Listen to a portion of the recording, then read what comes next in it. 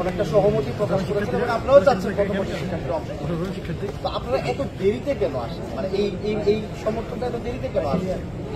আমি এই বিষয়টা কি, আজকে মনোনয়নপত্রের শেষ দিন, যেটি সোহেব বলেছে তারা কখন প্রার্থী হবে, প্রত্যেকটা নির্বাচনের একটা মানে ডেকোরাম থাকে, এই বিষয়ে আপনাদের আমরা বারবার এই বিষয়টি উপস্থাপন করেছি এবং নির্বাচন কমিশনের সঙ্গে যতবার আমাদের সঙ্গে ছাত্র সংগঠনগুলোর সঙ্গে বসেছে ততবারই কিন্তু বিষয়গুলো নিয়ে আমরা ততবারই কথা বলেছি।